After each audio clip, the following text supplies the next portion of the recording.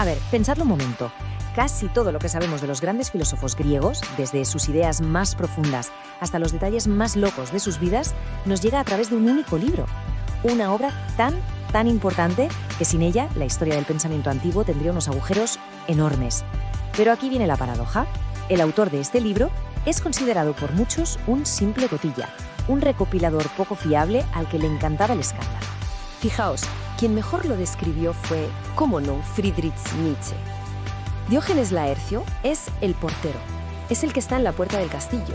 Y eso significa que, nos guste más o nos guste menos, para entrar en el mundo de la filosofía griega es casi obligatorio pasar por él. No hay otra. Y aquí es donde empieza el gran debate.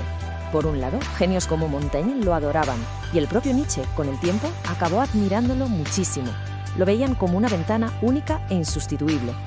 Pero por otro lado, muchos expertos modernos lo han despachado como un ignorante, un simple coleccionista que mezcla verdaderas joyas con lo que han llamado oro de los tontos. Claro, esto nos lleva a la pregunta del millón, ¿no? Si su libro es tan problemático, si está tan lleno de contradicciones y de chismes de dudosa procedencia, ¿cómo es posible que se haya convertido en algo tan fundamental? ¿Cómo hemos llegado a depender de un personaje así para entender a los grandes sabios de la antigüedad? Vale, para entender esto lo primero es saber qué es exactamente su libro. Y os aviso, no es una historia de la filosofía como la imaginaríamos hoy. ¿Qué va? Es más bien como un gigantesco y caótico álbum de recortes. Y cuando digo gigantesco, no exagero. 82. Ese es el número de filósofos griegos que aparecen en su obra. 82. Cubre siglos de pensamiento y decenas de figuras, desde las más famosas hasta otras de las que sinceramente no sabríamos casi nada de no ser por él. Y dentro de ese álbum, bueno, hay de todo. Y cuando digo de todo, es de todo. Biografías, resúmenes de ideas complejísimas, sí, pero también anécdotas escandalosas, cotilleos, listas de libros, cartas personales que se enviaban entre ellos e incluso poemas. Es una mezcla, vamos, de lo más profundo y lo más trivial. La clave para entenderlo es su método, o más bien la ausencia de él. Se le ha descrito perfectamente como una urraca acumuladora. No era un historiador que se parara a pensar y a criticar sus fuentes. No. Él, si encontraba una historia, la metía en el saco. Rara vez se preguntaba, oye, ¿esto es creíble? Simplemente acumulaba. Venga, vamos al lío. ¿Cómo se ve en la práctica esa falta de criterio?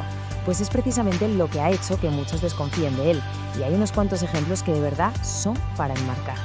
A ver, ¿cómo murió Aristóteles? Pues, según Diógenes, elige la versión que más te guste. En su libro te presenta dos completamente distintas. En una, muere de una enfermedad del estómago a los 63. En otra, se suicida bebiendo veneno a los 70. Él no se decide, te pone las dos y ahí te quedas con el misterio. Y si eso no fuera suficiente, a veces las historias ya son, rozan la fantasía pura y dura. Como esta sobre Pitágoras. Se cuenta que se metió en un cuarto bajo tierra, le pidió a su madre que le contara lo que pasaba fuera y, tiempo después, salió hecho un esqueleto, diciendo que venía del inframundo. ¿Y Diógenes te lo cuenta así, tan tranquilo? Y luego, claro, está el humor. Un humor muy de la tierra, digamos. El libro está plagado de anécdotas como esta de Diógenes el cínico. No se corta un pelo en incluir los detalles más provocadores y escandalosos, que nos dan una imagen de estos pensadores mucho más humana y terrenal. Claro, la pregunta es, ¿de dónde sacaba estas perlas? Pues a menudo de fuentes que hoy llamaríamos la prensa del corazón de la antigüedad, básicamente. Uno de sus libros de cabecera era de un autor poco fiable que se dedicaba a contar los escándalos y excesos de los antiguos sabios. Su objetivo, está claro, no era la precisión académica. Pero ojo, que estas historias no eran gratuitas, tenían un porqué. Formaban parte de una tradición cómica que lo que buscaba era humanizar a los filósofos.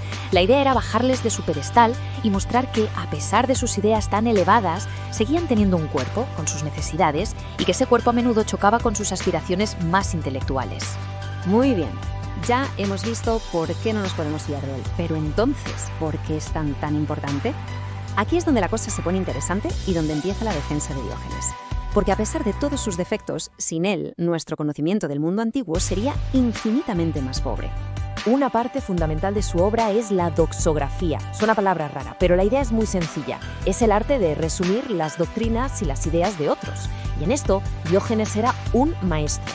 Recopiló y ordenó las ideas clave de decenas y decenas de pensadores. Y esto es absolutamente crucial, porque en muchísimos casos sus resúmenes son literalmente lo único que tenemos.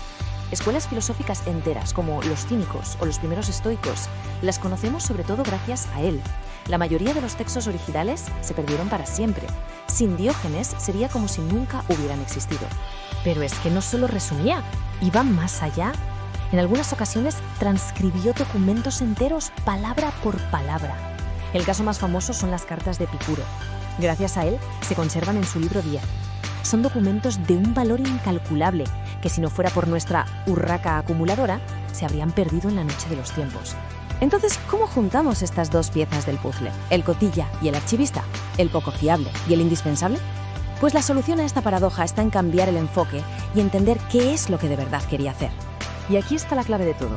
Diógenes no estaba escribiendo una historia de las ideas, estaba documentando la filosofía como una forma de vida, como una experiencia real y práctica. No le interesaba solo lo que los filósofos pensaban, sino sobre todo cómo vivían. Y con esto volvemos a Nietzsche, que al final lo entendió perfectamente. La única crítica real que se le puede hacer a una filosofía, la prueba de fuego, no solo si sus argumentos son lógicos, sino si se puede vivir de acuerdo con ella. Y la obra de Diógenes es el mayor catálogo que tenemos de gente que lo intentó. Por eso todas esas anécdotas, hasta las más extrañas, de repente cobran sentido. No son solo cotilleos, son la prueba de la conexión entre la teoría y la práctica. Nos muestran cómo los estoicos se enfrentaban a la muerte, cómo los cínicos vivían su desprecio por las normas o cómo los epicúreos buscaban el placer. Sus vidas eran la demostración de sus ideas. Y al final, esto nos revela algo fundamental sobre cómo se entendía la filosofía en la antigüedad. No era una disciplina académica, algo que se estudia en una biblioteca. No, era un arte de vivir, una práctica diaria que lo impregnaba todo. La ética, la política, la comida, las amistades y, por supuesto, la forma de morir. Así que este libro tan extraño y maravilloso de Diógenes Laercio nos deja con una pregunta que sigue siendo igual de importante hoy que hace 2000 años. ¿Qué es realmente la filosofía? ¿Es un simple conjunto de argumentos, un ejercicio intelectual? ¿O es por encima de todo un arte para aprender a vivir?